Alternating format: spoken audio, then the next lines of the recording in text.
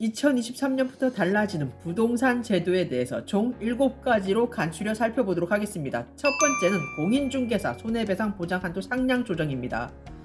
개업 공인중개사인 경우에는 당장 2023년 1월 1일부터 법인인 경우에는 기존 2억 원에서 4억 원으로, 그리고 개인인 경우에는 1억 원에서 2억 원으로 당해 손해배상 보장 한도가 상량 조정이 되겠습니다.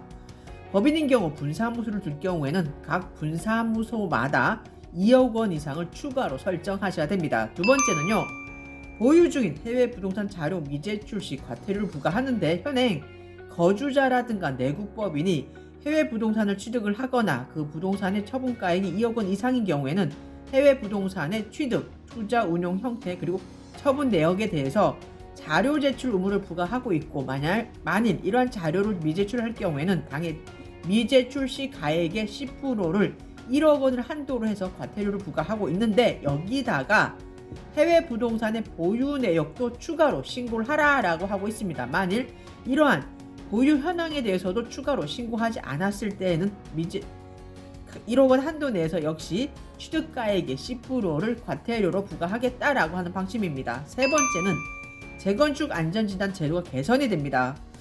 우리가 안전진단 평가 항목을 이제 4가지로 나누어서 점수를 이제 부여하고 있는데요. 100점 만점에 현행 구조 안전적인 면에 50점, 주거 환경 15점, 설비 노후도 25점, 비용 편익 10점 해서 총 100점 만점을 점수로 매겨서 만일 그 점수가 30점 이하다, 그럼 재건축이 가능하고, 점수가 30점에서 55점 사이네? 그럼 조건부 재건축을 해라 하고 있고, 점수가 55%를 초과했다, 그럼 양호하네요, 유지보수해서 사세요, 이렇게 하고 있잖아요. 그런데 이게 변경이 됩니다. 구조 안전에 기존에는 굉장히 높은 점수를 주고 있었는데, 이게 30점, 기존에 50점에서 30점으로 낮아지고요. 주거 환경이 기존에 15점에서 지금은 이제 바뀐 거에서는 30점으로 올라갑니다. 설비 노후도 역시 25점에서 30점으로 올라갑니다. 비용 편익 10점 똑같습니다. 이렇게 해서 점수를 우리가 기존에는 3가지로 나누어서 이렇게 재건축, 조건부 재건축, 유지보수 이렇게 나누었었는데, 이제는 이 3가지는 역시 똑같은데요. 그 점수를 좀 많이 쳐줍니다. 점수가 45점 이하다, 그래? 그럼 재건축 하세요. 점수가 45점에서 55점 사이네요. 그래요? 그럼 조건부로 재건축 하세요. 점수가 55점을 초과합니다. 그래요? 그럼 쓸만하네요. 유지보수해서 사세요. 이렇게 하고 있습니다. 그래서 기존엔 재건축이 굉장히 짰잖아요. 30점 이하. 굉장히 점수가, 이게 점수도 아니죠. 근데 지금은 이제 앞으로 바뀐 내용에서는 45점 이하인 경우 재건축이 가능하다는 점 한 번 더 짚으시기 바랍니다.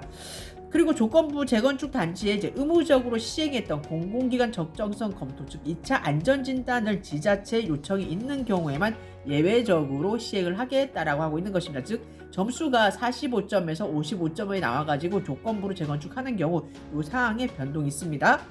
네 번째는요, 주택임대차 신고제도 계도기간이 종료가 됩니다. 여러분 아시는 바와 같이 2021년 6월 1일 주택임대차 신고제 이제 시행 이후에 1년간 계도기간을 운영을 해왔잖아요. 그래서 이 제도가 원래 2023년 5월 30일로 이제 종료가 되는데, 이 계도기간이 종료되는 2023년 6월 1일부터는 신고기간 내에 신고하지 않거나 거짓으로 신고할 경우에는 100만원 이하의 과태료가 부과가 되고 있습니다. 주택임대차 신고제도 여러분 한 번 더 유념하시기 바랍니다. 만일 이런 경우 주택임대차를 이제 주고 계시는 분인 경우에는 중개업자를 끼지 않고 이제 쌍방 합의로 가는 경우가 있잖아요. 그러니까 이거 놓치지 마시기 바랍니다. 6월 1일부터 당장 시행을 하니까 과태료 100만원 나옵니다. 여러분 주의하세요. 그리고 다음 살펴보실 내용은 5번째 사항입니다. 아파트 관리비 공개 대상이 50세대 이상 이제 공동주택으로 확대가 됩니다. 현행은 공동주택 관리비 공개 의무 대상이 100세대 이상 공동주택입니다. 한데 이게 50세대 이상으로 확대가 됩니다. 하지만 50에서 이 100세대 미만이 그 다세대 등 소규모 공동주택인 경우에는 관리주체의 업무 부담을 이제 덜어주기 위해서 공개 항목을 21에서 13개로 이제 간소화한다라고 하네요. 그리고 6번째 사항입니다. 임대인이 미납국세 열람제도 실효성을 강화하기로 했습니다.